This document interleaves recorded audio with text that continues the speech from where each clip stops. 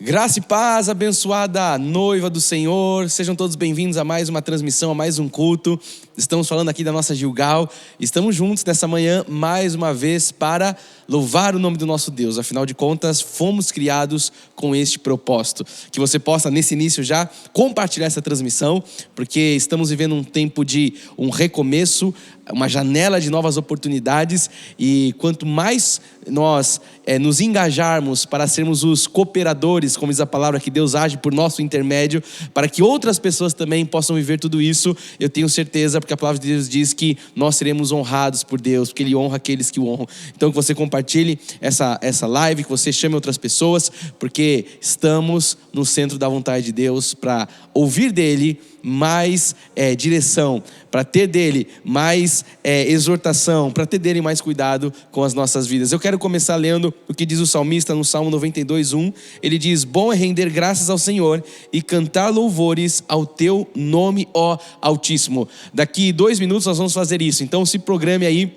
e você possa fazer da tua casa, de fato, um lugar de culto. Se você estiver vendo na sua televisão, que você possa aumentar o volume. Se você estiver vendo, eu não sei de qual cômodo, mas que você faça isso, crie aí na sua casa agora um santuário, um altar, para louvarmos ao nome do nosso Senhor, o Altíssimo. E ele diz no 2: anunciar de manhã a tua misericórdia e durante as noites a tua fidelidade. Nós estamos aqui anunciando a misericórdia, nós estamos aqui fazendo o que diz a palavra de Deus, e não importa se é de manhã, se é de noite, se é de tarde, nós estamos sempre prontos para engrandecer o nome do nosso Senhor Jesus Cristo. Nós vamos começar falando com Ele. Eu convoco você a levantar aí onde você estiver, em sinal de gratidão, de reverência a Deus. Fique de pé na sua casa, levante suas mãos aos céus, vamos falar com o nosso Deus. Pai amado e Deus bendito, Rei de reis e Senhor de senhores, estamos iniciando, Pai, mais um culto. Estamos agora diante da tua presença manifestada. Eu creio que o teu trono está aqui, Jesus, como está em cada lar.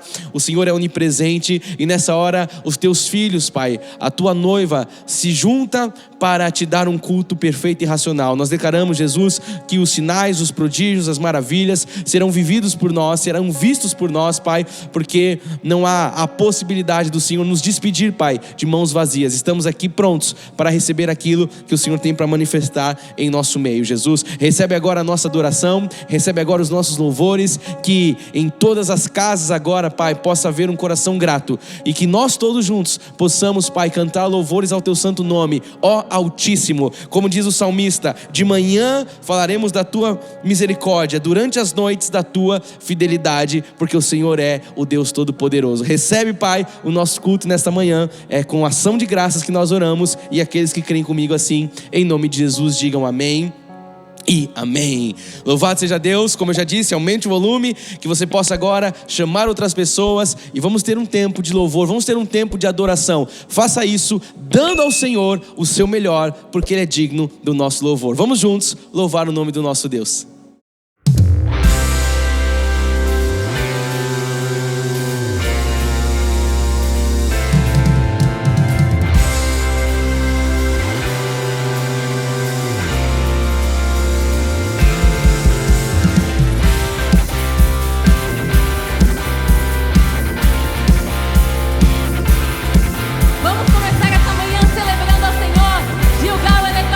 Celebração de júbilo, aleluia!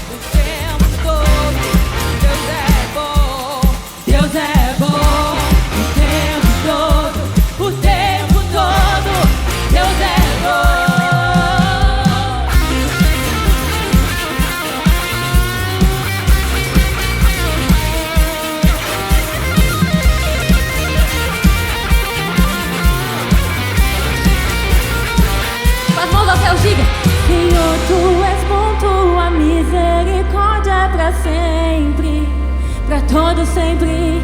Senhor, Tu és bom. Vamos, erga a sua voz, diga mais alto: Ele é bom, Ele é fiel. Senhor, Tu és bom, Senhor, Tu és bom. Senhor, Tu és bom. Senhor, Tu és bom, Tua misericórdia é pra sempre. Todos os povos, de geração em geração te adorarei. Aleluia, aleluia, te adorarei. Tudo que é bom, te adorarei. Aleluia, aleluia, aleluia, te adorarei. Tudo que é. Erga sua voz e diga bem alto: te adorarei. Palmas.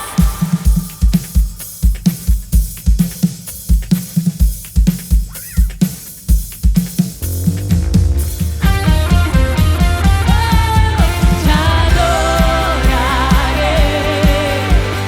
Aleluia, aleluia, te adorarei.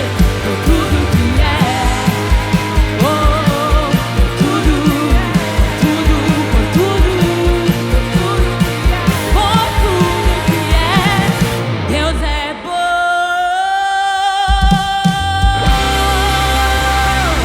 Ele é bom, Ele é fiel, Ele está aqui nessa manhã. Vamos, faça um barulho de festa mais alto, melhora pra Jesus. Vamos, inunde esse lugar de adoração. Esse é o Deus que está aqui. Ele é bom, Ele é fiel. A bondade de Deus te encontrou e por isso nós estamos aqui. Por isso nós podemos levantar as nossas mãos e dizer: muito obrigado, Jesus, pelo Teu grande amor, pela Tua bondade que nos trouxe, que nos mostrou a Tua luz. E hoje nós podemos viver nessa vida em abundância. Por isso vamos louvar aquele que vive, aquele que reina, com todo o nosso coração. Levante suas mãos mais alto. Levante suas mãos, Ele merece o seu melhor. Ele merece o melhor louvor. Vamos entregar o nosso melhor louvor àquele que vive e reina. Aleluia.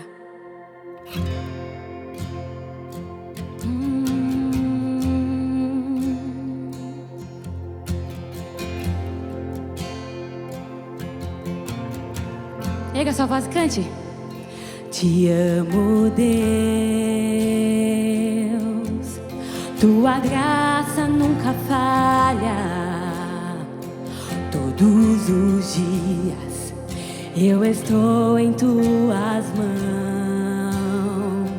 Desde quando me levanto até eu me deitar, eu cantarei da bondade de Deus. Erga sua voz e cante da bondade dele. Oh, és fiel em todo tempo. Em todo tempo Tu és tão, tão bom. Com todo fôlego que tem, diga, eu cantarei.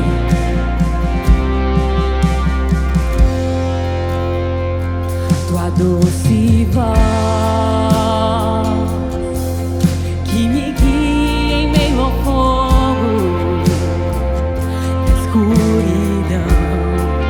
Tua presença me conforta. Eu sei que és meu Pai e que amigo és. E eu vivo na bondade de Deus. Tu és fiel, Jesus. És fiel em todo tempo. Em todo tempo. Em todo tempo Tu és tão, tão bom. Com todo fôlego que tenho nessa manhã, eu cantarei da bondade de Deus, de Deus, de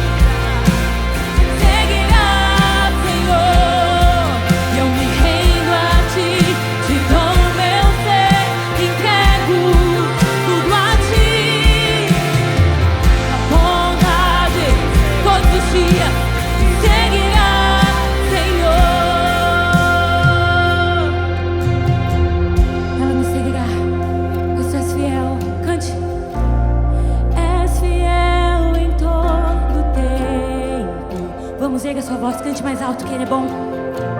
Em todo tempo Tu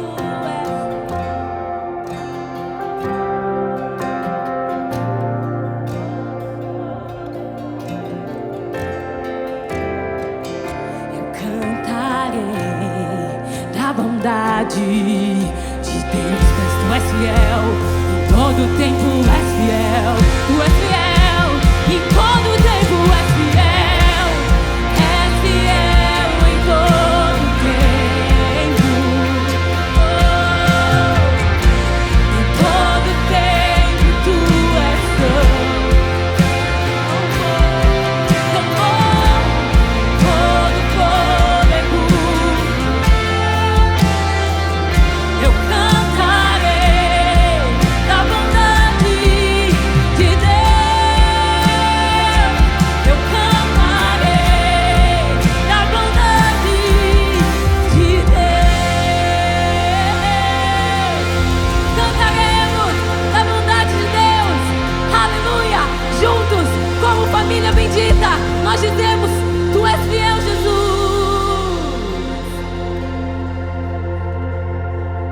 Tu és fiel. És fiel em todo tempo. Erga sua voz, deixe que Ele ouça sua voz. Em todo tempo Tu és tão. Com todo fôlego que tenho, eu cantarei da bondade de Deus. És fiel em todo tempo. Em todo tempo Tu és tão bom.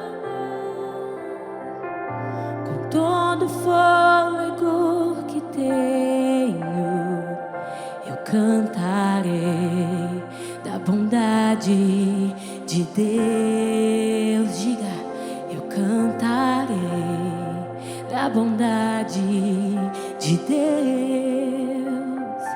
Eu cantarei da bondade de Deus. Ele é fiel. Você pode glorificar esse nome. Aplauda o Senhor o mais alto que você puder. Diga que Ele é bom. Diga: Senhor, Tu és fiel. Nós Te louvamos, Jesus. Aleluia.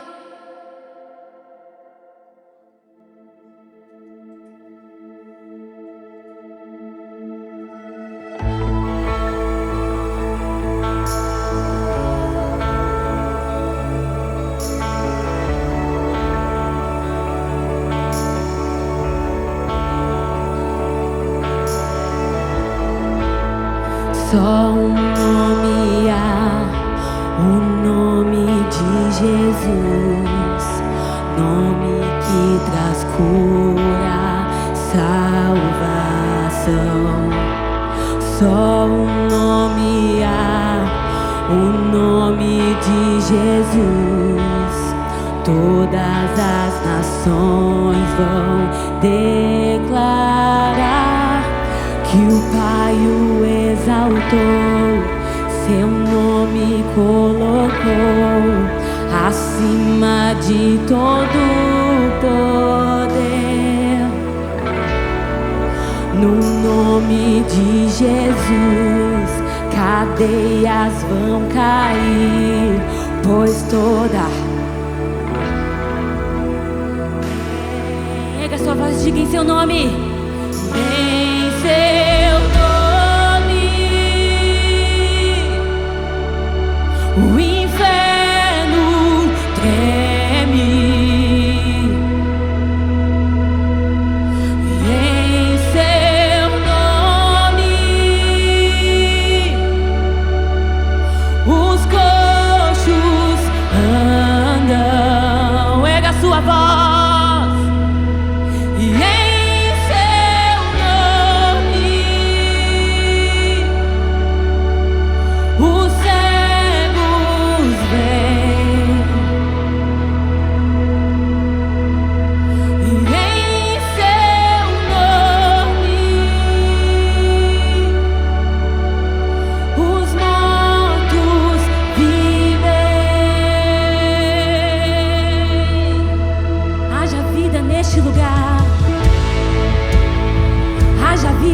neste lugar, nessa sala, haja vida em apenas um nome: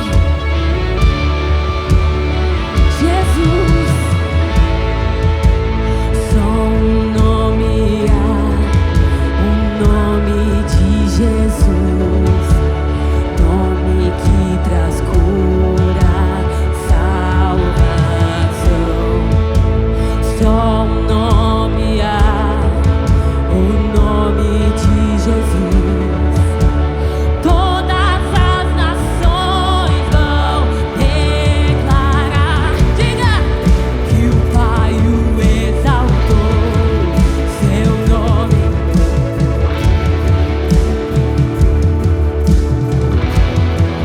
Com toda autoridade, diga: no nome de Jesus, cadeias vão cair, pois toda autoridade tem em seu nome, e em seu nome o inferno, em seu nome, Jesus.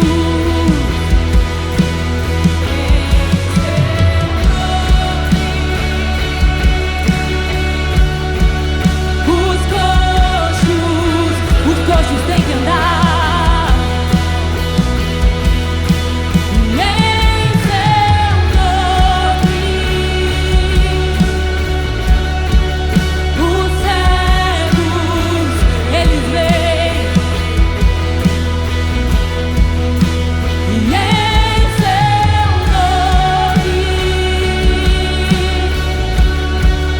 os mortos vivem, vivem, vivem, vivem, vivem.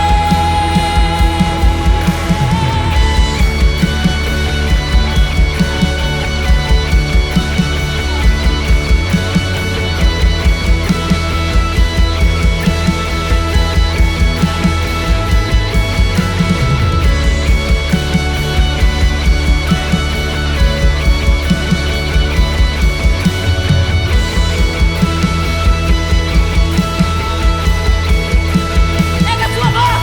Há poder em seu nome, Jesus, pra curar, libertar.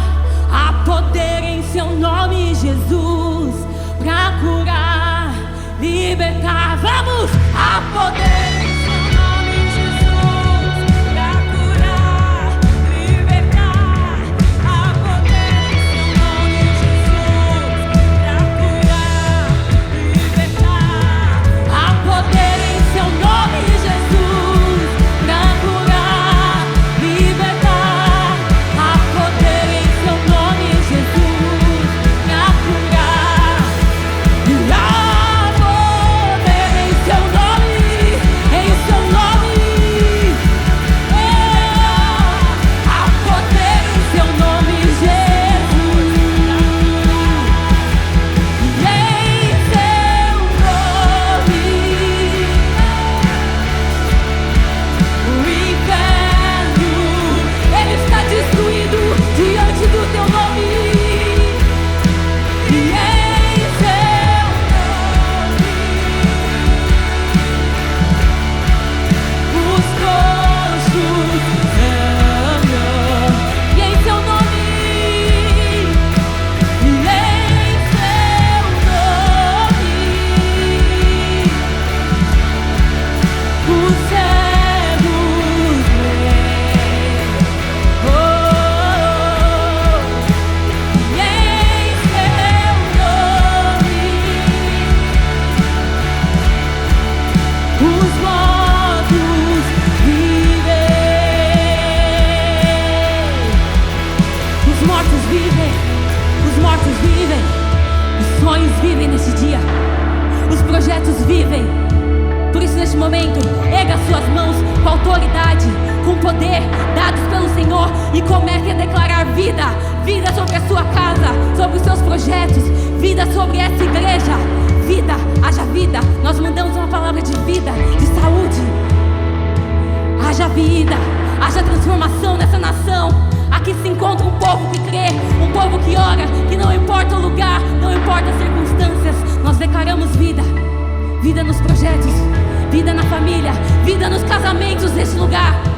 igreja, vida na saúde.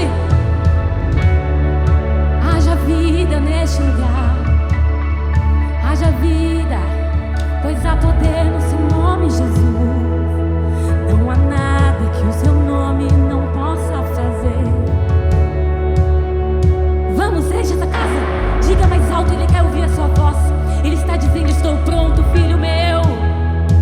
Oh, este lugar é lugar de transformação, lugar de plantação. Não mais maná, pois hoje podemos colher, plantar e colher diante de ti, Jesus. Pois a vida nesta terra, a vida, a poder no seu nome. Tudo por causa de um nome. Não haveria vida neste lugar, meu irmão, se não fosse Jesus, se não fosse a tua palavra, o teu poder e a autoridade que Ele colocou na sua vida. Comece a declarar vida sobre os seus filhos, sobre os seus netos, sobre a sua posteridade. Eu declaro vida sobre essa nação, sobre este lugar, Jesus, pois aqui habita um povo santo. E por isso nós dizemos que há poder no seu nome. Há poder em seu nome, Jesus, para curar, libertar. Há poder em seu nome, Jesus, para curar. Vamos ver a sua voz, diga: há poder. Há poder em seu nome, Jesus, para curar, libertar. Há poder em seu nome, Jesus, para curar. Vamos mais forte, com autoridade, diga que há poder. Há poder em seu nome, Jesus, para curar, libertar.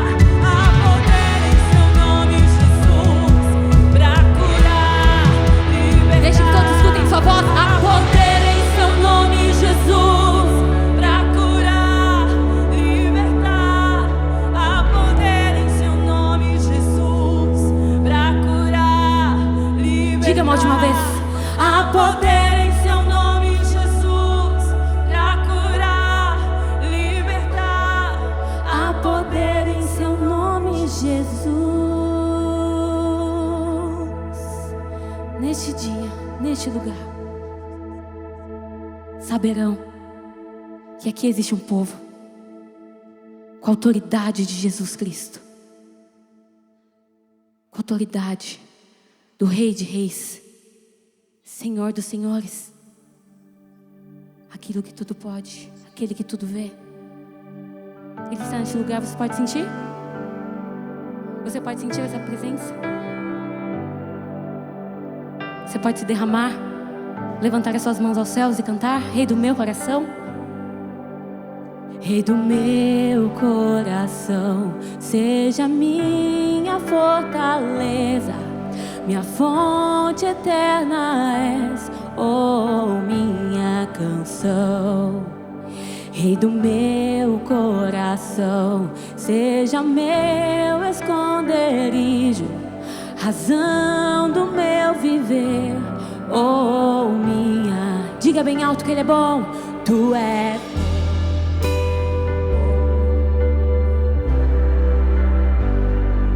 Tu és bom.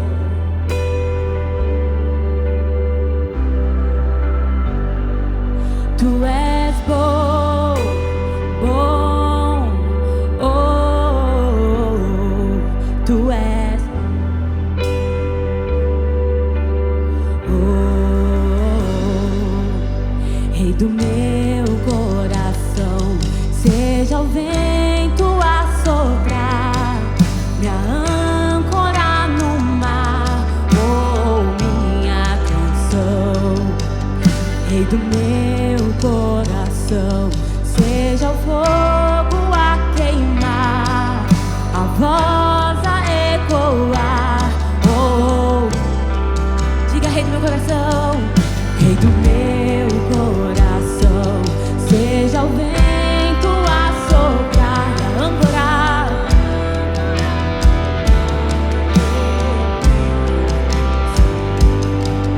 Rei do meu coração, seja o fogo a queimar,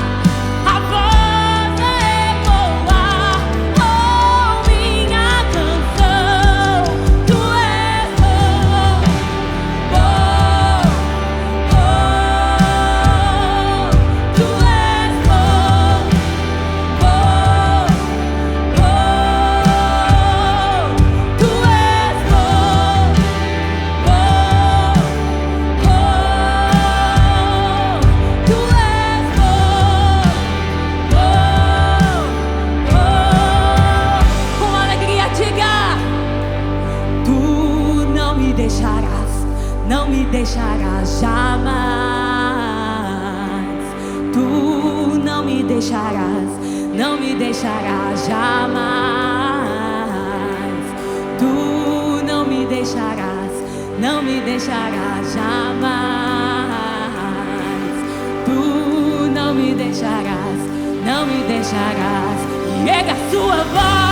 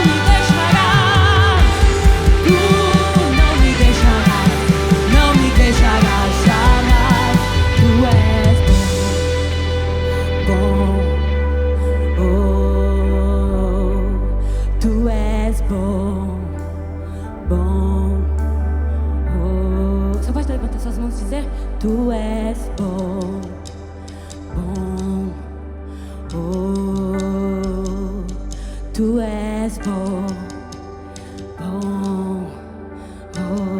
Diga mais uma vez, um pouco mais forte. Tu és bom, bom, oh, tu és bom, bom, oh, tu és bom, tu és bom. Lembre de tudo que Ele fez, de tudo que Ele está fazendo e de tudo que certamente fará. E cante: Tu és bom, bom, oh, Tu és bom, oh, Tu és bom, Jesus. Tu és bom. Cantaremos que Tu és bom, que Tu és bom, que Tu és bom.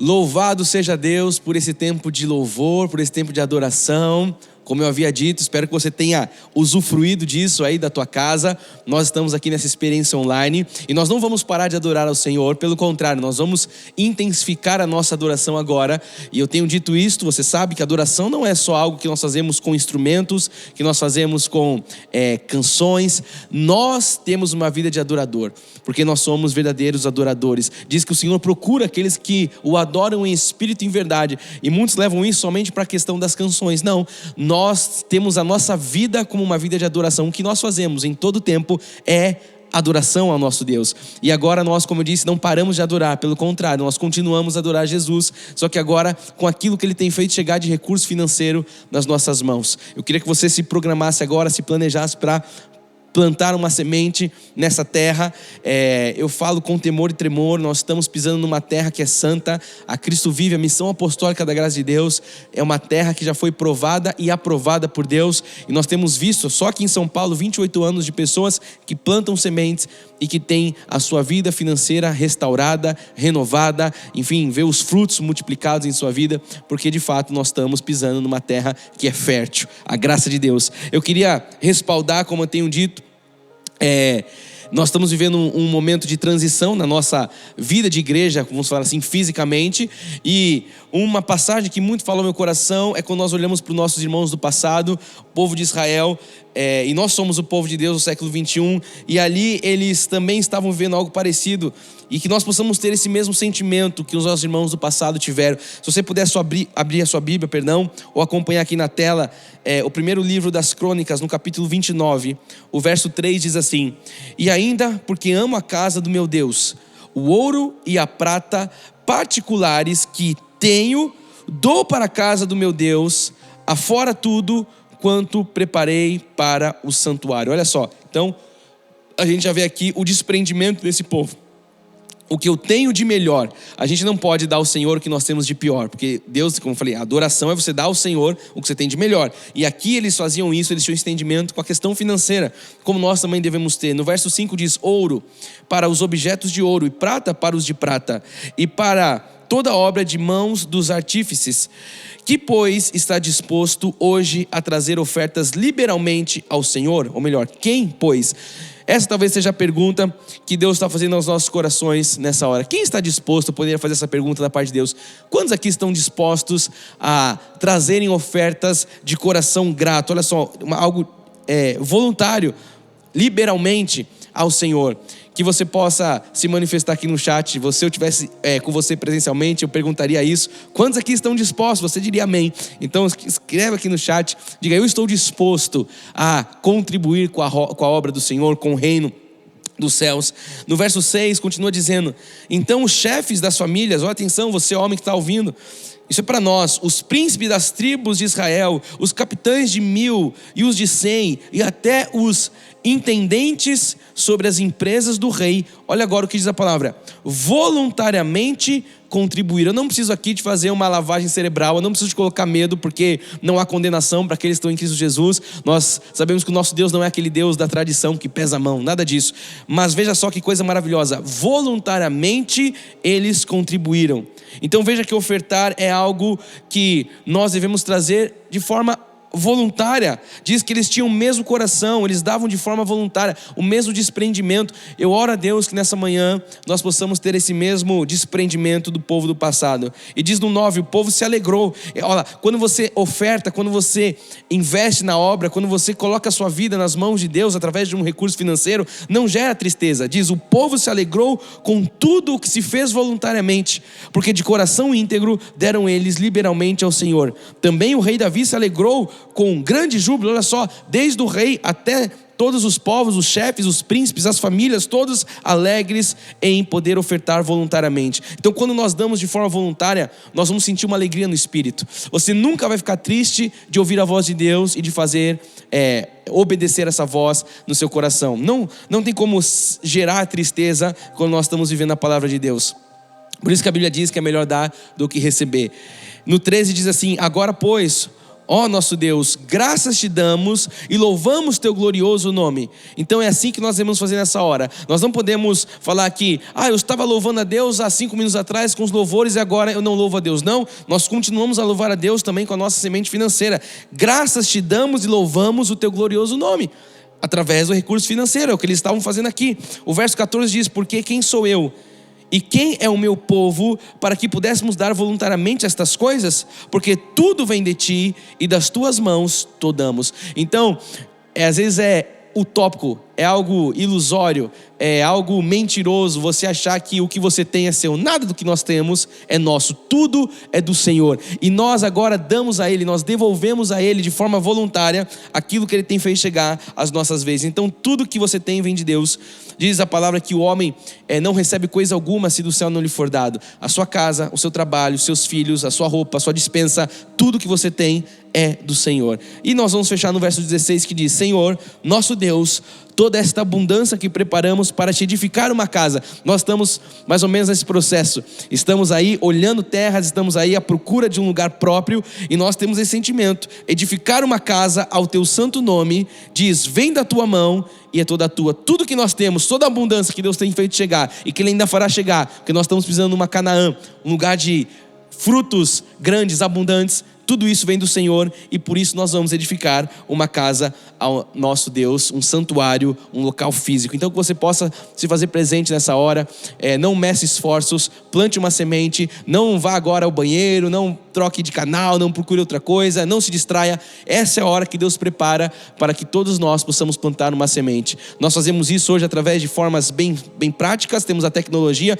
Eu fiz um Pix, você pode fazer um Pix de voluntário, está aparecendo aqui na tela os dados da igreja.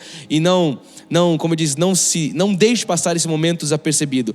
Se faça presente, porque a Bíblia diz que Deus ama quem dá com alegria. Você vê que nós falamos de ofertório, não é com uma cara brava, não é rancoroso, é com um sorriso nos lábios, porque Deus ama de fato quem dá com alegria. E nós amamos dar ao Senhor aquilo que Ele tem feito chegar às nossas mãos. Eu conto com você, com a sua fidelidade. Temos grandes desafios nesse tempo, mas o Senhor é a nossa suficiência. Ele tem levantado cooperadores, homens, mulheres, famílias, para investirem nessa obra, para que a graça se expanda, para que outras vidas sejam alcançadas. Esse é o nosso objetivo.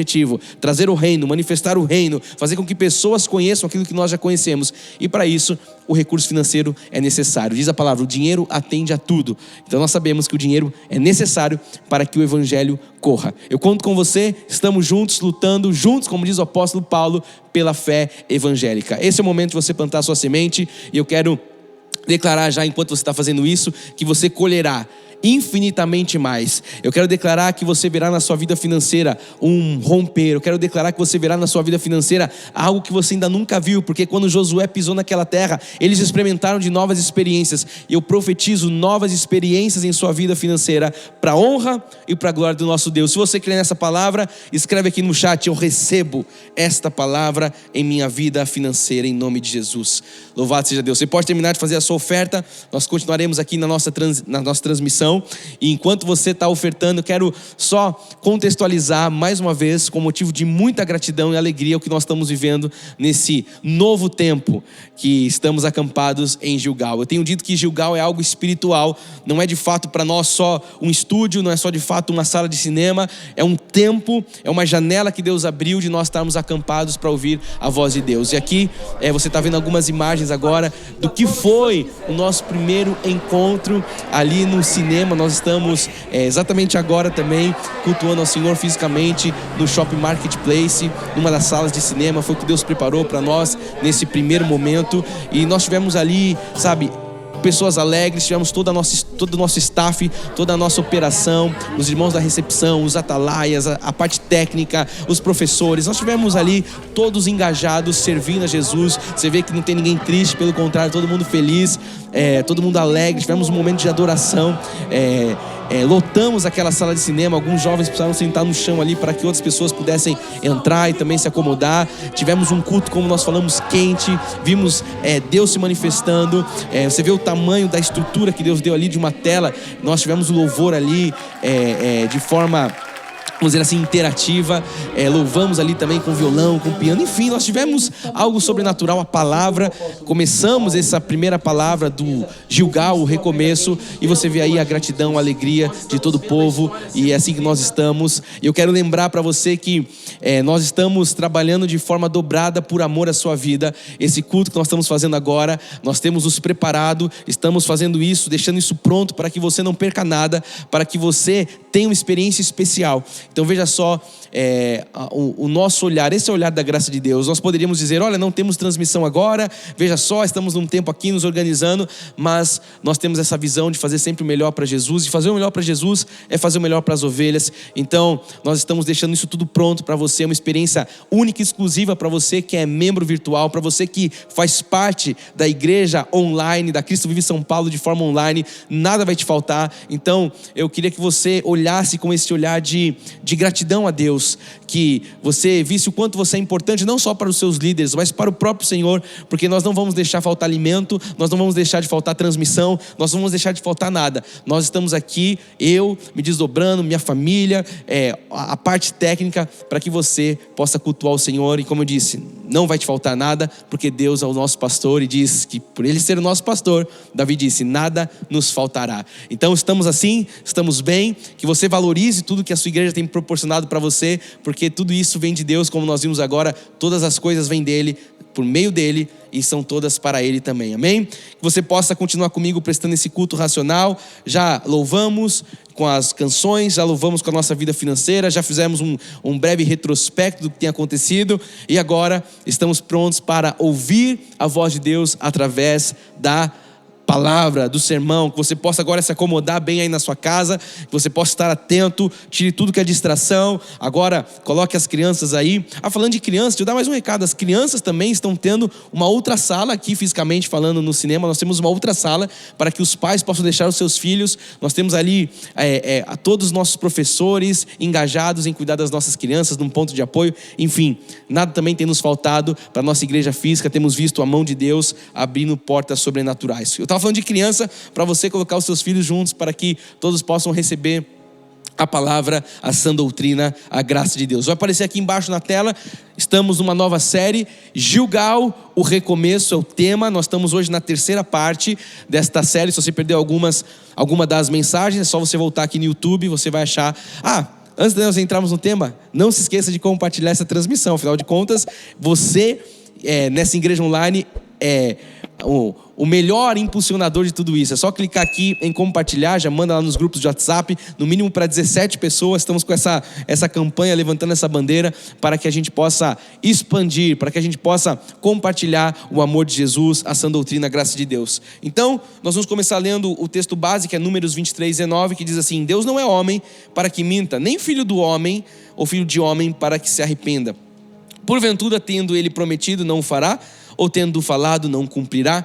Eu creio que esse Deus é o Deus que tem cumprido as suas promessas em nossas vidas. Que essa palavra possa te edificar nessa manhã, e que você possa agora fechar os seus olhos, curvar sua cabeça, e juntos vamos falar com o nosso Deus. Pai amado e Deus bendito, Deus todo-poderoso, Rei de reis, Senhor de senhores, te damos graças nessa hora, te louvamos por tudo aquilo que o Senhor é. Te louvamos, Pai, pela tua bondade, te louvamos por mais um dia de vida, te louvamos, Jesus, por essa transmissão abençoada. Eu te louvo por cada técnico, Jesus, por cada irmão que está comigo aqui, fazendo com que a tua palavra corra, alcance pessoas, alcance, Senhor, lares, e nós cremos nos teus desígnios, nos teus propósitos através dessa mensagem. Fala aos nossos corações, Deus, com glória, com poder, com majestade, porque nós estamos sensíveis à tua voz, estamos prontos para ouvir a tua voz e dar passos em direção à tua vontade. Oramos em o nome santo de Jesus Cristo, e aqueles que estão prontos para ouvir a voz de Deus nessa manhã, digam amém, amém e amém. Se você puder escrever aqui no chat, vamos lá começar a interagir. Diga, eu estou pronto, estamos prontos. Diga, vamos juntos crescer na graça e no conhecimento. Meus irmãos amados, escolhidos, povo de propriedade exclusiva, aqueles que estão em um lugar espiritual chamado Gilgal, acampados, ouvindo instrução de Deus para avançar em direção à conquista. Se essa é você, diga, essa pessoa, esse cara sou eu, ou essa mulher sou eu. Não sei quem é você que está do outro lado, mas eu sei que estamos juntos nesse lugar de conexão espiritual. Se nós estamos num deserto, eu não sei o tempo de vida de cada um, ou se nós estamos para atravessar o Jordão, ou se nós talvez já chegamos em Gilgal, eu quero dizer para você que Deus é conosco em todo o tempo. Nós acabamos de ler uma palavra que diz que Ele não falha, que Ele não mente, que Ele não volta atrás. Então Deus quer fazer com que o seu povo prossiga. Eu tenho falado sobre isso há muitos cultos, que o que deve nos dar direção é uma visão profética. O que deve nos dar direção é uma visão de futuro, é uma palavra que nos mostra profeticamente qual é a vontade de Deus para as nossas vidas. Então Deus quer que nós avancemos e que nós cheguemos onde Deus tem para nós. Então quando a gente fala no deserto, o que Deus faz? Ou o que Deus manda fazer no deserto? Lembra lá atrás? Deus manda marchar. Ele mesmo faz chegar a provisão, Ele mesmo faz com que dia após dia, debaixo da sua proteção, debaixo da tua da sua guarda, uma coluna de fogo, uma nuvem de glória, enfim, Deus ali cuida do povo até que eles no deserto conquistassem a terra prometida. Quando eles chegam na margem do Jordão, o que acontece? Deus manda santificar. Então nós já entendemos isso, é um tempo de santificação, um tempo de preparação para eles verem um milagre na travessia do Jordão, para eles chegarem até a outra margem. E na terra prometida, Ele nos faz acampar em Gilgal. E aí nós sabemos que é o lugar que nós como igreja estamos, eu creio de forma profética, e Ele nos dá ali em Gilgal um recomeço. É o tema dessa nova série que nós estamos vivendo. Eu estou aqui me baseando em algo que minha mãe já apontava, minha saudosa mãe, de forma profética há anos atrás. Temos um livro. Quero agradecer a vida do Maurinho mais uma vez, que tem aí transcrevido, né, as mensagens em forma de livro. E o livro que nós temos atual é O Deserto Não É Meu Lugar. Eu estou baseando nessa série de mensagens que nós já ouvimos algumas vezes, porque estamos vivendo agora esse tempo. Nós precisamos lembrar disso, estarmos atentos ao que Deus já falou, porque é o cumprimento, como nós vimos agora em Números 23:19, o cumprimento daquilo que Deus já havia profetizado. Então, como nós estamos como igreja, eu queria mais uma vez lembrar que Gilgal é algo espiritual. Se você puder escrever isso, escreva aí no chat. Gilgal é algo espiritual. Olha só, não era a minha intenção, mas até rimou. Gilgal é algo espiritual. Por que eu estou falando isso? Porque muitos pensam que Gilgal é talvez um estúdio, que Gilgal talvez seja um lugar provisório que nós estamos fisicamente. Eu quero que você entenda que sim e não. Fisicamente sim, nós temos, mas espiritualmente é algo que nos cobre espiritualmente. Nós estamos debaixo desse novo tempo, desse recomeço, e Deus quer que todos nós cheguemos a uma Canaã e desfrutemos da herança que Ele tem para nós. E como é que isso vai acontecer? Agora, através de conquistas e mais conquistas, porque tudo já está preparado para nós, já foi preparado pelo nosso Deus. A promessa, ela foi feita, não foi para Josué. A promessa foi feita, não foi para Moisés. A promessa foi feita a Abraão, e ela foi ratificada por vários homens até que eles vivessem essa promessa. Foi renovada depois de Abraão a Isaac, depois para o seu filho Jacó. E você sabe que quando a gente vai agora numa questão de geografia, a terra prometida, ela era descrita quando a gente fala em termos de uma extensão territorial, é como indo, nós estamos lá recentemente ali vendo aquele mapa todo, é como indo ali do rio do Egito até o rio Eufrates. Isso mais ou menos é o que hoje situa-se ali o território do Estado de Israel, Palestina, Cisjordânia, todos esses nomes que você vê aí, que às vezes eles entram em guerra, faixa de Gaza, todo aquele lugar ali que o povo luta, enfim, Jordânia Ocidental, sul da Síria e sul do Líbano. Então, isso em termos de geografia é o que Deus estava falando para aquele povo, esses limites aqui, essa terra é a terra de Canaã, é a terra prometida. E você vai se lembrar, há alguns anos, minha mãe mostrava algumas imagens, nós também, eu já mostrei em outra oportunidade. Eu vou pedir ajuda da técnica, vai aparecer aqui atrás de mim. Eu quero que você veja o que eles viram quando eles chegaram. Então, eu não sei se você já teve a oportunidade de andar ali por Israel e Egito. Nós recentemente, você sabe, fizemos essa viagem.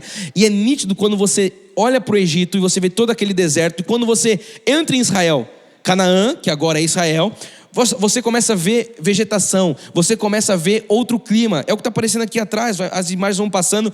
E você precisa entender que tudo isso era o que Deus tinha preparado para aquele povo. Olha só, eles vêm agora, o que eles não viam era só um ambiente deserto, era só um ambiente de cansaço. Afinal de contas eles estavam dando voltas 40 anos, e agora eles começam a olhar vegetação, agora eles começam a olhar um outro clima, agora eles começam a olhar frutos, agora eles começam a olhar, enfim, rebanhos, gado. Tudo isso está hoje localizado ali em Israel. Israel é uma terra que você vê a bênção de Deus. Quando você pisa ali, a gente fala, a frequência da terra já é outra coisa.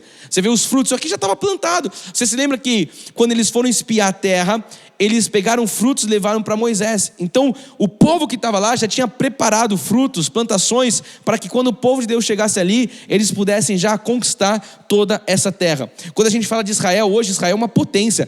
Quando a gente fala de Israel, talvez você pense na questão do exército de Israel, porque hoje eles se defendem muito bem, até pela história que eles têm de vida. E você sabe que todos lá, jovens, homens, meninos, meninas, até os 18 anos, todos são obrigados a servir a nação, a servir o exército. E a gente está andando ali, você vê meninas com metralhadoras, meninos com armas, todos eles ali, sabe? Às vezes a paisana até, mas com uma metralhadora. e eles estão ali prontos. Eles falam, a gente não é de guerra, a gente não quer confusão, mas se vir para cima a gente sabe se defender. Mas eu queria que você entendesse que Israel também, fora a questão de guerra, de exércitos, né, bélica, vamos dizer assim, também é uma grande potência hoje na questão de exportação de alimento, de leite, enfim, de tâmaras. Então você vê de fato a bênção de Deus naquela terra. Então quando os israelitas eles chegaram ali em Canaã, essa região agora, ela não é mais, vamos dizer assim, chamada Canaã, agora é chamada Israel, é a terra que o povo hoje vive, os judeus. E os habitantes de Canaã que estavam ali, que estavam lá, melhor dizendo, antes dos israelitas, eles eram chamados de cananeus. Então, por que eles vão ter que ter batalhas agora? Porque tem um povo habitando lá, os cananeus. Só que aquele povo está habitando uma terra que não é deles. É uma terra que já foi dada, a escritura foi dada por Deus para o povo de Israel, para os hebreus. Então a região ali de Canaã, falando ainda na questão de geografia, né, ela fica no Oriente Médio ali, entre o Rio Jordão e o Mar Mediterrâneo.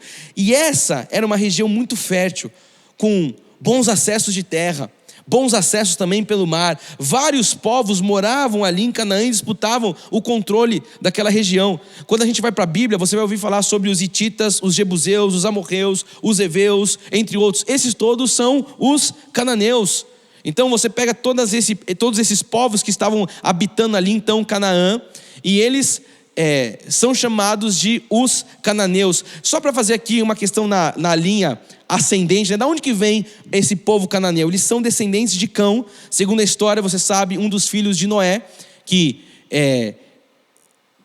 permaneceu ali por uma permissão de Deus, entrando na arca, a semente maldita. Você que conhece a graça de Deus, sabe de 2 sementes. Então Deus permitiu que em Cão, toda essa descendência, e é esse povo agora que está habitando essa terra, os cananeus. Só que eles estão habitando uma terra que não pertence a eles. Eles estão habitando uma terra que é terra do povo hebreu. Então os cananeus, eles eram conhecidos ali por idolatria, eles eram conhecidos por envolver em práticas que eram ali repugnantes, sacrifícios de crianças, além deles cometerem também outros pecados que eram coisas abomináveis. Por isso Deus, quando fala para Josué e o povo conquistar a terra, Deus decreta ali a destruição daquele povo. Alguém pode falar, mas Deus é amor, como é que Deus se contradiz? Como é que ele dá para Moisés mandamentos, não matarás? Aí você entende que quando Deus está falando para eles passarem o fio da espada, falou para Josué, vocês vão entrar e vai passar o fio da espada. Deus não está levando em conta aquele povo, porque aquele povo não é povo de Deus. Ali é outra semente, ali são filhos do diabo. E Deus está falando, vocês vão possuir aquela terra que a outra semente, que outro povo, que outro time, vamos dizer assim, está lá, mas não é deles. Então por isso Deus decreta ali a destruição de todos daqueles povos. Por quê? Porque eles eram filhos do diabo. E aí Deus fala, eu estou entregando a terra para vocês que são povo eleito, para vocês que são povo escolhido. Eu queria só fazer um paralelo mais uma vez. Você está olhando agora eu falar um pouco da questão geográfica, da questão histórica. Traz para a sua vida. Existe coisa que Deus já te deu. Existe coisa que Deus já te falou profeticamente. Só que talvez você não tenha conquistado isso. A terra já é sua, o lugar já é seu. Você precisa agora tomar posse, assim como aquele povo. Mas tem alguém naquele lugar, tem alguém usufruindo, não importa o que estejam fazendo. Se Josué fosse olhar para aquele povo e falar assim, mas já tem gente lá, ele não teria conquistado até hoje aquela terra não seria a terra do povo de Deus, mas foi porque Deus decretou, falou, Josué, eu já te dei a terra, agora você vai, você caminha para cima dessa terra, você leva os homens de guerra e vocês conquistam essa terra. E você conhece a história, primeiro eles conquistaram Jericó e depois eles iam conquistar todas aquelas terras. É o que eu vou falar a partir de hoje e dos próximos cultos. Eu quero só mostrar para você ainda nessa introdução, em Gênesis 15:16, olha o que diz a palavra. Na 4ª geração, olha isso, em Gênesis 15:16, na 4ª geração tornarão para aqui, porque não se encheu ainda a medida da iniquidade dos amorreus. Então tudo isso estava dentro de um plano de Deus. Tudo isso estava dentro de um propósito de Deus. O tempo de exílio, o tempo de escravidão, o tempo que esse povo agora, na descendência de Cão, os cananeus que estão habitando a terra estavam ali, mas chegou um tempo que Deus falou, haveria de chegar esse tempo, e ele chegou, porque já aconteceu isso, que Deus falou, chega, agora a terra é de vocês e vocês vão possuir. Então, falando de conquista, que a gente vai começar a avançar aqui na história. A primeira conquista é o ponto 1, Canaã. Vamos ver a conquista de Canaã. Você sabe que somente 430 anos depois, quando os descendentes de Abraão se tornaram ali um povo muito grande, é que eles então conquistaram ali falando essa terra, Canaã. Antes disso, os israelitas, eles tinham sido escravizados no Egito. Estamos estudando isso. Deus levanta Moisés para libertar aquele povo, foram libertos. Aí eles passam 40 anos no deserto, debaixo da liderança de Moisés. Josué, o seu sucessor, o sucessor de Moisés, ele assume, como a gente fala, o bastão. Ele começa a liderar o povo agora na conquista de Canaã. E eles estão lá, eles estão acampados em Gilgal, já é Canaã. E você sabe que essa campanha, vamos dizer assim, essa luta durou alguns anos, até que Josué pudesse conquistar ali Israel e pudesse conquistar todas as terras, as terras importantes que tinham ali em Canaã. Quando a gente fala dos israelitas, os israelitas mataram muitos povos cananeus e povos que eram ali até então poderosos. Então a gente vai ver agora em Josué uma vertente de um grande líder de guerra. E aí a gente entende o que Moisés foi e o que Josué foi. Um foi chamado para libertar, um foi chamado como um libertador, o outro foi chamado como um conquistador, como um homem de guerra, um general de guerra. E assim são as coisas de Deus. Nós precisamos entender o que Deus faz, o tempo de Deus, o processo de Deus e para que Deus levanta pessoas. Agora, quando a gente fala da conquista de Canaã, ela não foi a princípio feita por completa. Os israelitas não expulsaram todos os povos cananeus e diz a palavra que eles tinham às vezes dificuldade em conquistar certas regiões. E vai entrar aqui muitas questões, às vezes questões de insubmissão, de não ouvir a voz de Deus, questões também de estratégia de guerra, enfim. Agora eu queria que você entendesse que nós não podemos confundir a terra da promessa com a terra do descanso. Vou pedir para colocar essa frase aqui: não confunda a terra da promessa com a terra do descanso. Na última quinta-feira eu falava sobre isso. As pessoas acham que em Gilgal agora estende uma rede, traz uma água de coco e eu vou aqui deitar em berço esplêndido e vou descansar. Não é isso. Pelo contrário, terra da promessa é terra do trabalho. Terra da promessa não é terra do descanso, não é onde você, agora abre mão das coisas, fala, eu não vou mais trabalhar. Pelo contrário, eles iam trabalhar mais do que nunca, eles iam ter mais esforços do que eles já tiveram talvez em todas as suas vidas. Então não pense que Canaã, em Canaã a provisão, falava quinta-feira, vai cair do céu como no deserto. No deserto era o maná, aquilo vinha como provisão de Deus. Agora aqui não, aqui vai ter que ter muito trabalho. Eu queria que você, se você é um homem de trabalho, você escrevesse comigo aqui: em Canaã vai ter muito trabalho, tem que ter muito trabalho.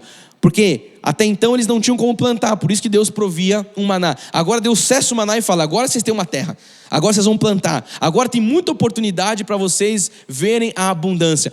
Mas essa que é a grande diferença. O maná era algo provisório, algo limitado. Chovia no dia lá, acabava, não podia guardar, era aquilo que Deus tinha, era algo provisório. Aqui não, aqui tem inúmeras possibilidades. Você viu as imagens? Frutos, gado, clima, fauna, flora. Agora tem outras possibilidades do povo trabalhar, e agora eles não têm mais que ficar dependendo de algo provisório, porque eles têm agora algo em abundância. Olha o que diz em Juízes 3:1 em diante: são estas as nações que o Senhor deixou para, por elas, provar Israel. Isto é, provar quantos em Israel não sabiam de todas as guerras de Canaã.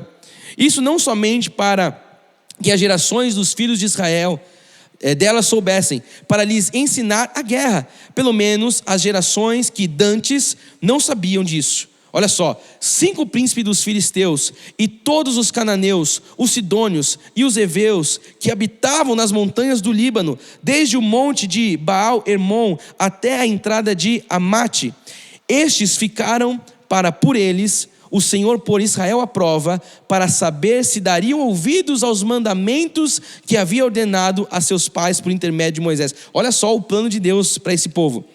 Habitando, pois, os filhos de Israel no meio dos cananeus, dos heteus, dos amorreus, dos fariseus e dos heveus e dos jebuseus, tomaram de suas filhas para si por mulheres e deram as suas próprias aos filhos deles e rendiam culto aos deuses. Olha que loucura! Eles conquistam algo, Deus fala, não, mata todo mundo, e aqui não. Eles começam a se relacionar com todo esse povo que não era povo de Deus. Diz no próximo: os filhos de Israel fizeram o que era mal perante o Senhor e se esqueceram do Senhor, Senhor seu Deus, e renderam culto aos balins e a postes ídolos. Olha só, começaram a cultuar a demônios. Então a ira do Senhor se acendeu contra Israel, e ele os entregou nas mãos de Cusã-Risataim, rei da Mesopotâmia. E os filhos de Israel serviram a Cusã-Risataim, olha só, 8 anos. Os filhos, não, isso aqui é loucura, para a gente parar para pensar. Olha o alerta de Deus. Eles entram numa terra, eles não fazem o que Deus tinha mandado eles fazerem ali, de matar a fio da espada. Eles se relacionam com as mulheres, eles dão suas filhas para as filhas do povo, e diz que eles ficam 8 anos debaixo de Cusã-Risataim, o rei da Mesopotâmia. O último diz assim: claramente ao Senhor, os filhos de Israel, e o Senhor lhes suscitou, clamaram ao Senhor os filhos de Israel, e o Senhor lhes suscitou o libertador, que os libertou. Diz lá, Otiniel, filho de Kenaz, que era irmão de Caleb, o mais novo que ele. Então, eu acabei de dizer que Canaã não era a terra do descanso. Aqui só nessa passagem a gente consegue ver o quanto o povo teve trabalho. No deserto eles lutavam para sobreviver. Agora em Canaã eles iam lutar para conquistar. Então são lutas diferentes. Eu não sei que momento da sua vida você está, mas você precisa saber identificar isso. Tem luta que você vai fazer, essa luta aqui eu preciso fazer porque eu preciso sobreviver. Eu estou passando um momento de deserto, eu não estou vendo perspectiva alguma, condições são adversas, eu não tenho aqui muitas possibilidades, então é uma luta de sobrevivência. Agora tem um momento que você vai lutar também, só que não é mais para sobreviver, agora é para conquistar. Eu creio de verdade que como igreja local nós estamos agora lutando para conquistar. Nós estamos agora lutando para aquisições. Nós estamos lutando para tomar posse de algo que o Senhor já nos deu por herança. Então são lutas diferentes. Então, mais uma vez, Canaã não é a terra do descanso, é a terra da conquista. É a terra onde nós vamos trabalhar talvez mais do que nunca em nossas vidas. Se não houvesse luta, não existiria conquista. Para pensar. Ah, bispo, eu não quero essa coisa de luta, eu não quero essa coisa de esforço. Então, ora a Deus para que Ele te recolha, porque enquanto você estiver aqui vai ter que ter esforço, vai ter que ter luta. E eu não estou falando de, fazer um parênteses, então eu vou ter que pagar o preço, eu vou ter que fazer tudo aquilo que Jesus... Não é essa luta, não é esse esforço. Eu estou falando de algo que você vai ter que fazer agora, como um homem, como uma mulher, para você conquistar aquilo que Deus já te deu por herança, assim como eles. Deus já havia dado, a palavra já foi liberada, agora possuam isso. Agora o esforço é para vocês adquirirem e conquistarem a terra. Então a terra era toda deles, mas agora eles teriam que enfrentar esses povos. Eles iam ter que enfrentar para que eles pudessem possuir as terras. Então aqui nós vemos que ao longo de alguns séculos os israelitas tiveram conflitos com outros povos, os cananeus, e várias vezes a gente vai ver aqui que eles foram então subjugados por eles. E quando a gente fala de nação, a nação de Israel somente ficou unida e sólida lá na frente, quando a gente fala do reinado de Saul, do reinado de Davi, depois do seu filho Salomão. Ali o povo de Israel começa a ficar de fato como uma nação mais unida. Até então, você vai ver aqui, subjugados, eles vêm, eles perdem, eles desobedecem a Deus, eles se dispersam, eles ficam cativos, enfim. Então, até lá, o povo passou por poucas e boas, como a gente diz. Alguém pode estar se perguntando desde o início dessa série, mas é possível então que eu chegue em Canaã e depois que eu retroceda a um deserto? Eu quero dizer que não é possível. A resposta é não. Uma vez que a pessoa chegou em Canaã, ela está em Canaã, mas em Canaã, agora você vai entender, é possível você viver pequenos desertos, como nós acabamos de ver aqui. Eles ficaram 8 anos subjugados debaixo do rei Cusã-Risataim, o rei da Mesopotâmia. Por quê? Porque eles não obedeceram à voz de Deus. Então olha o alerta de Deus. Por que eu vou fazendo um paralelo com a história? Porque isso aqui é espiritual. Talvez você esteja já vivendo algo que você fala, eu já estou nessa Canaã espiritual. Só que, por que às vezes pequenos desertos? Porque você não está dando a devida importância e obediência à voz de Deus, como povo. Olha só a história deles, o trajeto deles. Agora 8 anos, vê se precisava disso, 8 anos subjugados por esse rei.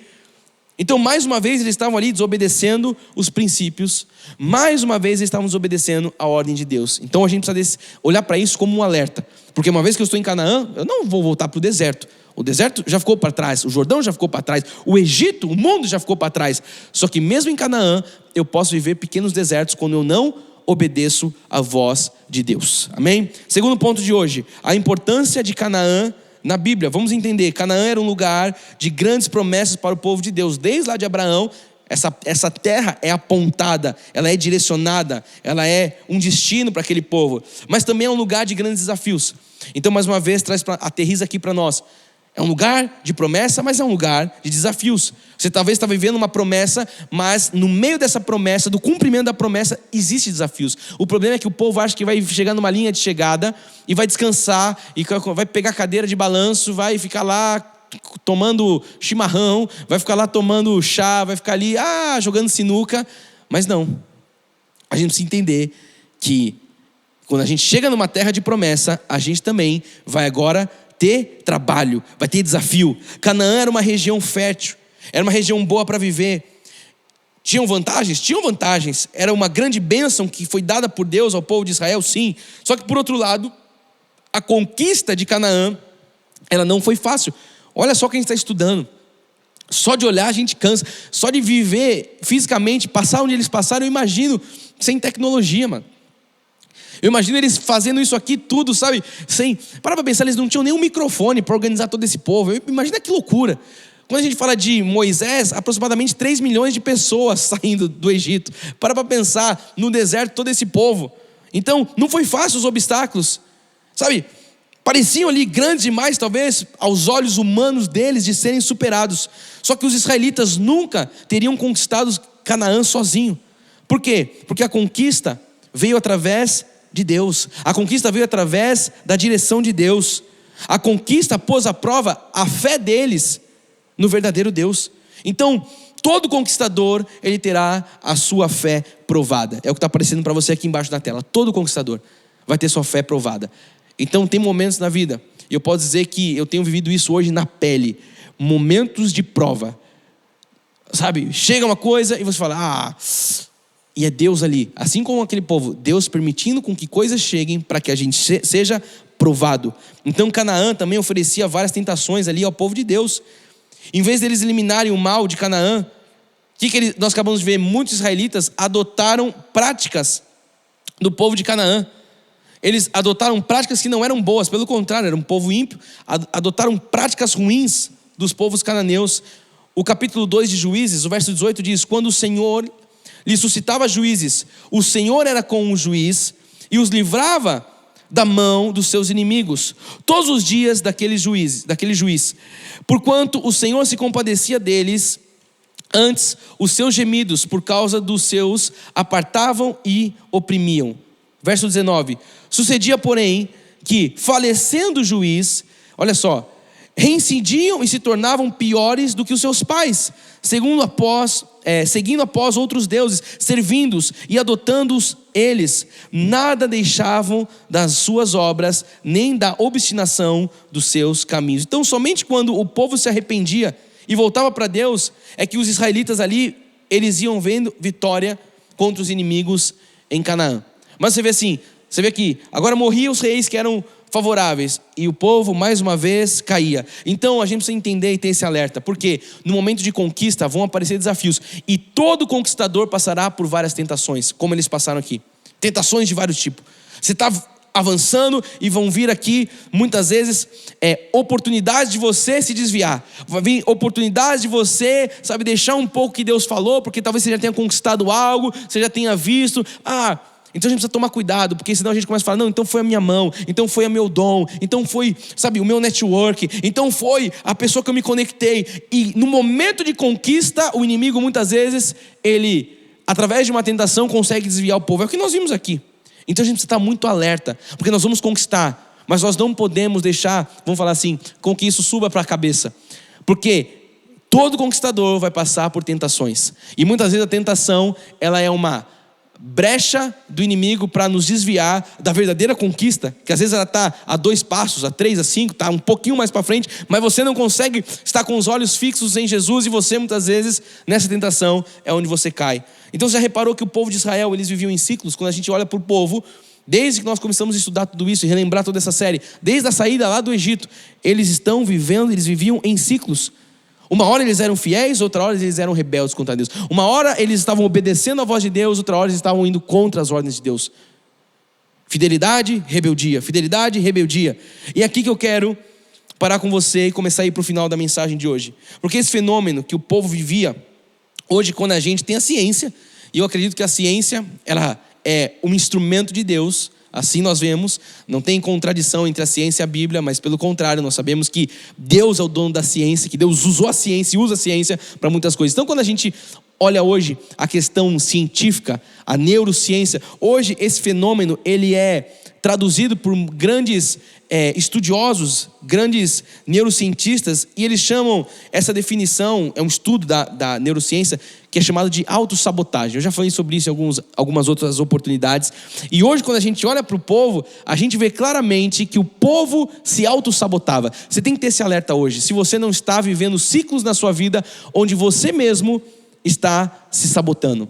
Então eu vou trazer a definição, vai aparecer para você. Qual que é a definição de sabotagem? Olha lá, sabotagem por sua vez é o ato ou efeito de sabotar, que significa dificultar ou prejudicar uma atividade. Agora, autossabotagem, portanto, é agir contra si mesmo. Olha que loucura! Quem que agiria contra ela mesma, uma pessoa contra ele mesmo? Mas é isso que faz a autossabotagem. Portanto, é agir contra si mesmo. Ou seja, atrapalhar as próprias tarefas. Uau! Quer dizer que já não basta a gente atrapalhando a nossa vida. Tem gente que quer ainda mais se autossabotar, atrapalhar as suas próprias tarefas. Então é exatamente aqui que eu quero a sua atenção nesse momento. Porque o povo vivia nisso. O povo, eles, ao longo dos séculos, o povo de Deus vai se sabotando. E a gente foi vendo aqui, só nessa transição de 1 a 2 gerações, o quanto o povo também se sabotou.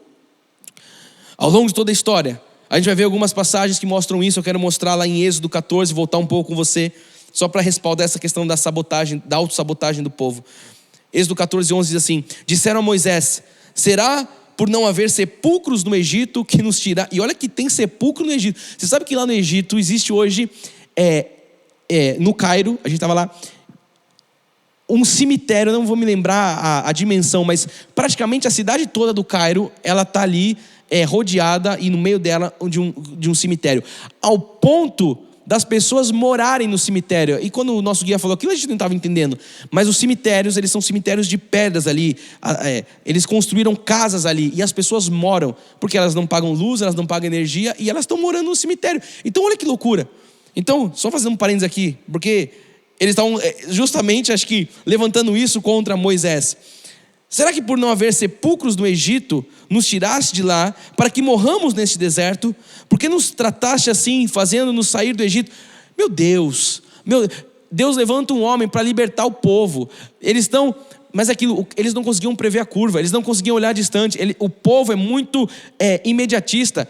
Não, você tirou a gente daqui, cadê a terra? Cadê não sei o quê? Você não tirou porque não tinha onde a gente morrer lá, não tinha onde enterrar, então você trouxe a gente para morrer nesse deserto? Olha que questionamento tolo.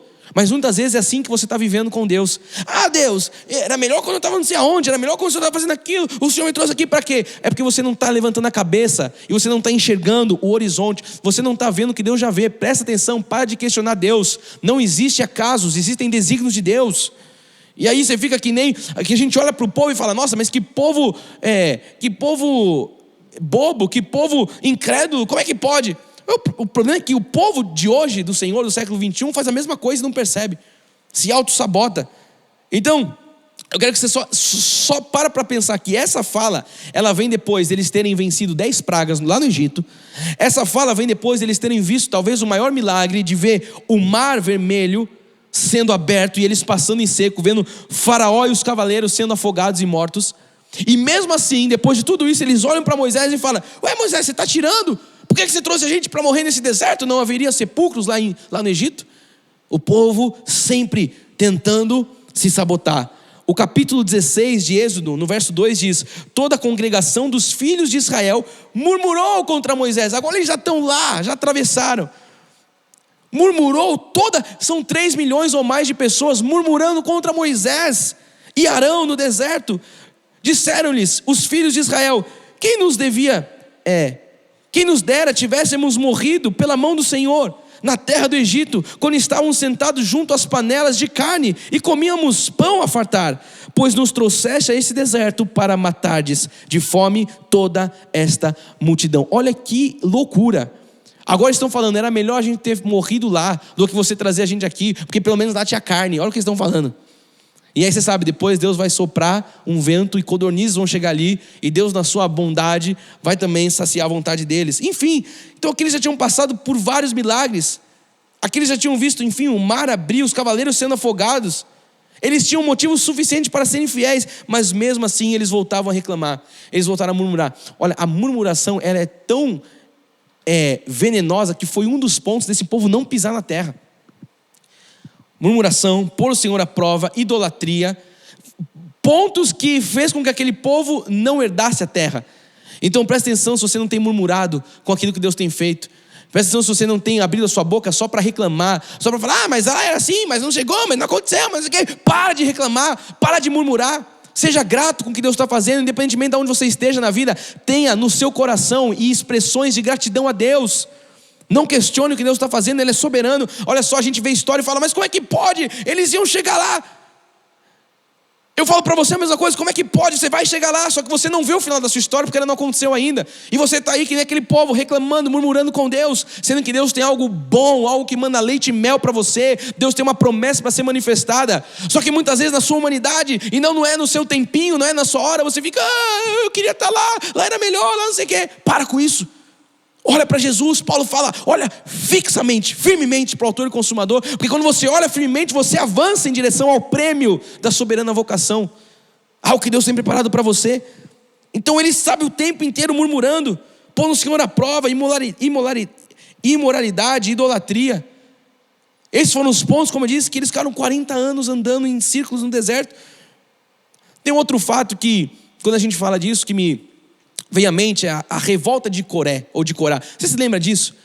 Outro ponto ali, um sujeito levantou 250 homens no deserto para fazer uma rebelião contra Moisés. 250 homens sendo levantados para falar, nós não queremos Moisés.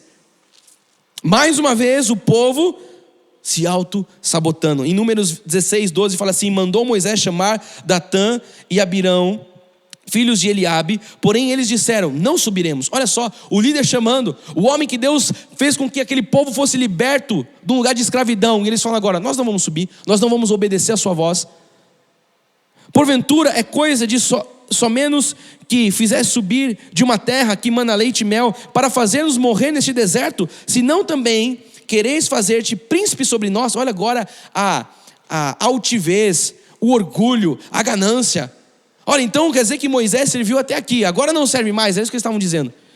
Até ali foi bom, agora você nos trouxe aqui para a gente morrer nesse deserto. O próximo diz, nem tampouco nos trouxeste a uma terra que mana leite e mel. Dá vontade de falar, calma filho, é só você não reclamar, é só você ser fiel a Deus, é só você obedecer a voz do líder, é só você entender que Deus fala com este homem, que ele está te guiando para um lugar que você já não está mais onde você estava. Para pensar nisso, hoje você já não está onde você estava, talvez você não está ainda onde você deseja estar. Mas você já não está onde você está mais perto dessa terra. Era o povo. Só que mesmo assim eles reclamavam, eles estavam ali, não tampouco nos trouxeste a uma terra que mana leite e mel, nem nos deste campos e vinhas em herança.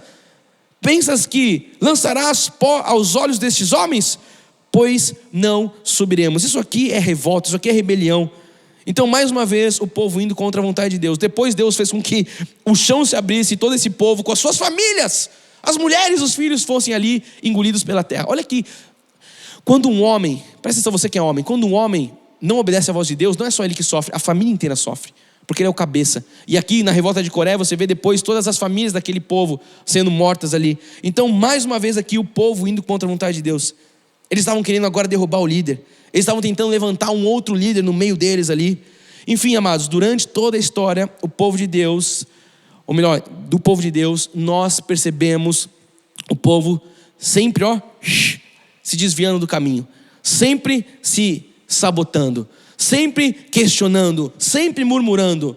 E Deus sempre levantava profetas, permitia situações para que o povo, alinhasse a postura, para que o povo tivesse ali a oportunidade de reaver os votos diante de Deus. É o que Ele está fazendo com a gente em Gilgal. Então, só para dar um exemplo, quando a gente fala da visão de Ezequiel 47, que foi dada pelo Senhor, enquanto o povo estava ali cativo, você conhece, 70 anos na Babilônia, Elias é chamado para orar por chuva durante 3 anos, aquela história. Deus permite tudo isso acontecer. Uma grande seca, pelo mesmo motivo. Por que estava em crise? Por que tinha seca? O mesmo motivo. O povo se desviava dos caminhos de Deus. E aí Deus levanta um profeta, vai orar, vai chover. Por quê? Porque o povo se desvia. Quando a gente fala dos 300 com Gideão, mesmo, começa com 32 mil homens. E aí Deus fala, se vocês forem ganhar essa guerra, vocês vão falar que foi o braço forte de vocês. Tira todo esse povo aí. Tira todo esse orgulho. Eu não quero quantidade, eu quero qualidade. Levanta 300. E aí eles ganham contra os midianitas. Então você vai ver ao longo da história, como eu disse. E por que eu estou trazendo todos esses pontos para nós terminarmos? Eu quero agora que você olhe para você. Por que toda a questão histórica? Por que toda a questão de geográfica? Para você olhar para a sua vida. Como está a sua relação com Deus?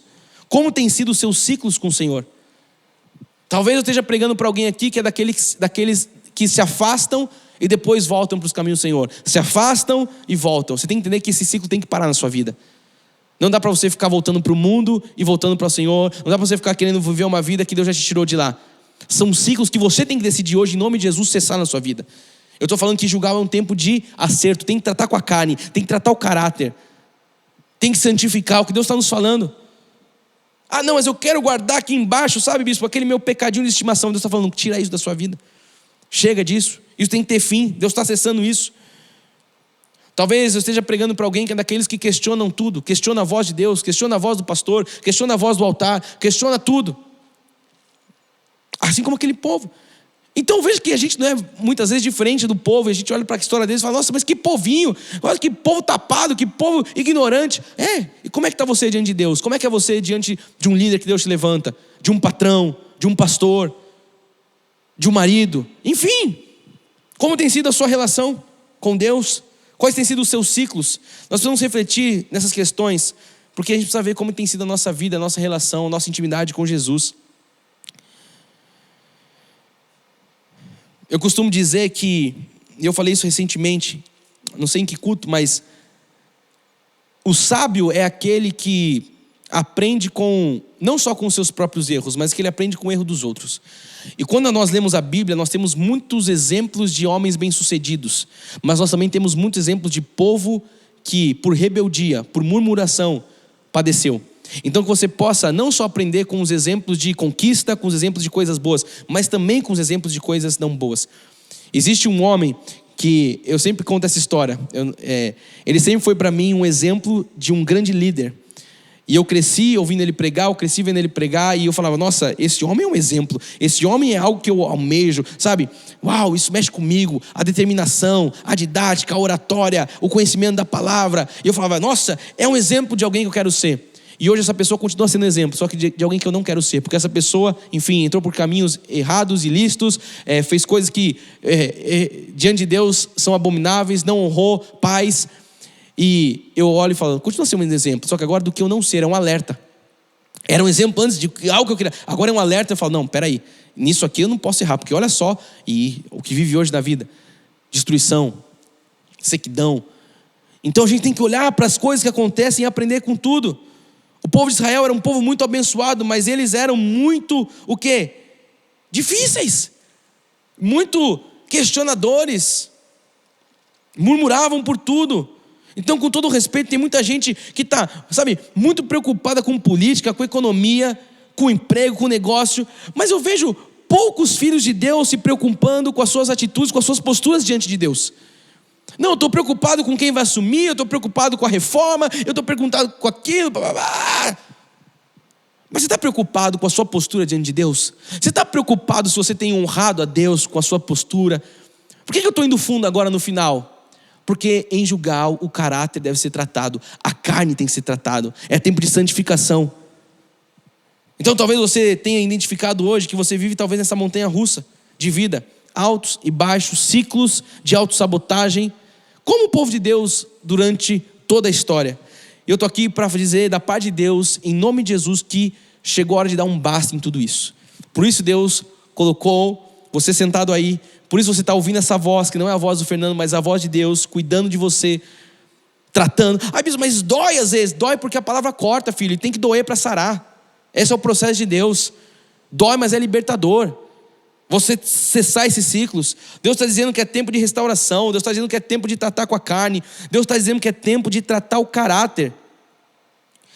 Só que somente aqueles que se despojarem do Egito, só aqueles que esquecerem o deserto, aqueles que deixarem o Jordão para trás, só esses vão avançar para o próximo estágio. Eu quero terminar com essa frase, vai aparecer para você aqui na tela. Nós estamos vivendo um tempo de preparação, e essa preparação só existirá através da santificação. Você precisa parar com coisas hoje, em nome de Jesus. E Deus tem falado isso há um bom tempo. Mas em Gilgal é hora de santificar-nos. Lembra?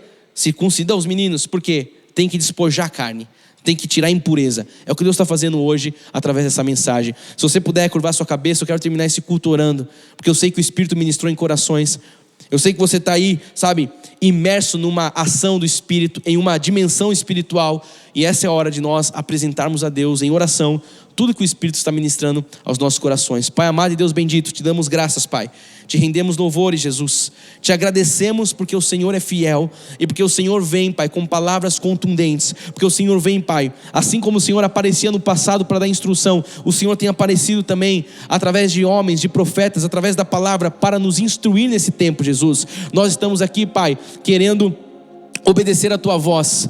Jesus, a minha oração é para que não haja insubmissão nesse tempo. A minha oração, Pai, é para que ninguém questione aquilo que o Senhor está fazendo, o para onde o Senhor está nos levando, o para onde o Senhor está fazendo com que o povo caminhe. Pai, que nós possamos parar de ser questionadores, pessoas de murmúrio, pessoas que só ficam, Senhor, colocando o Senhor à prova, e que nós possamos entender que existe, Pai, uma Canaã, que nós possamos levantar as nossas cabeças e olhar no horizonte, Pai, e começarmos a prever, como eu costumo dizer, as curvas, Jesus, e olhar que ali à frente o Senhor tem algo bom preparado, e que nós talvez não estejamos no lugar que nós desejamos estar, mas nós também não estamos mais onde estávamos. O Senhor está nos levando, Pai, em direção a um lugar bom, a um lugar perfeito, a um lugar agradável, Pai. Que cada coração aqui possa ser agora, Senhor, ministrado, Jesus. Que cada coração possa ser tocado, Deus. Que ninguém fique, Senhor, num lugar de estagnação, mas que todos nós possamos nos colocar num lugar de avanço, de progresso, porque aqueles que olham para Jesus avançam, mas aqueles que olham para o mundo retrocedem. O Senhor nunca nos chamou para o retrocesso. O Senhor diz: foi para a liberdade que vos liberteis, permanecei, pois, livres e firmes nessa liberdade. Não vos submetais de novo a um jugo de escravidão. Pai, nós não queremos voltar à escravidão do mundo, nós não queremos voltar à escravidão das más práticas, Senhor, das coisas ilícitas. Nós queremos, Pai, avançar, como diz Paulo, para o prêmio da soberana vocação. Nós queremos dar passo, Senhor, nessas pegadas que destilam fartura, porque esse é um ano, o Senhor tem coroado um ano com bondade, Jesus, e nós estamos abertos para desfrutar dessa bondade, Pai. Nós lançamos no altar, Pai, tudo que possa nos sabotar, Jesus, todo pensamento, todo gatilho, Jesus. Pai, a tua palavra diz que o Senhor nos provê livramento, Pai. Diz que não há tentação que não nos é humana, e junto com a tentação o Senhor provê livramento, Pai. Que ninguém aqui fique se vitimizando, falando: foi mais forte que eu. Não, o Senhor provê livramento, Jesus. Que ninguém aqui volte para o mundo, que ninguém aqui faça como a mulher de Ló e olhe para trás, para as coisas que o Senhor está tirando. Não queremos viver como estátuas de sal, Pai. Nós queremos viver como herdeiros. Nós queremos desfrutar da tua palavra que diz que somos herdeiros de Deus, co-herdeiros com Cristo. Pai, nós queremos viver nessa Canaã espiritual. Essa é a minha oração, Jesus. Fortalece as mãos do povo, fortalece os pés, Jesus, fortalece os corações, fortalece, blinda as mentes, Jesus. Pai, que nós possamos levar os pensamentos cativos em obediência à tua vontade, para que assim nós possamos viver a boa, a perfeita vontade e agradável vontade do Senhor. Nós oramos em o nome santo de Jesus, crendo que estamos abertos para essa nova janela de oportunidades. O Senhor está trazendo, Pai, um recomeço, Pai. Gilgal, um recomeço. Gilgal, um renovo. E eu creio que é isso que o Senhor está soprando. Estamos rompendo, Pai. Estamos entrando em um novo ciclo, Jesus. E nós vamos dessa forma, com cabeça erguida, com mãos, Pai, preparadas para a batalha, porque o Senhor já nos deu uma terra e nós conquistaremos. Nós oramos em o nome santo de Jesus Cristo. Eu te despeço declarando que a paz de Deus, que excede todo entendimento, guardará o seu coração, guardará a sua mente em Cristo Jesus. E se você crê nessa palavra, diga amém, amém e amém. Louvado seja Deus. Que bom que você ficou comigo até o final. Eu tenho certeza que você foi edificado, porque o Espírito testifica em mim a obra que Ele está fazendo nos lares. Eu espero você amanhã. Culto online também de oração. Vamos ter esse tempo de oração. Estamos tendo uma experiência sobrenatural também às segundas-feiras, que você possa estar conectado conosco às 20 horas, logo ali à noite. Chame outras pessoas, vamos orar junto. E que você tenha uma semana de grandes bênçãos, que você desfrute dos sinais que acompanham a palavra. Eu amo a sua vida. Nós estamos apenas começando a boa obra que o Senhor iniciou em nossas vidas. Lembre-se, o amor resgata e a graça transforma. Graça e paz a todos. Ótima semana, bom domingo. Tchau.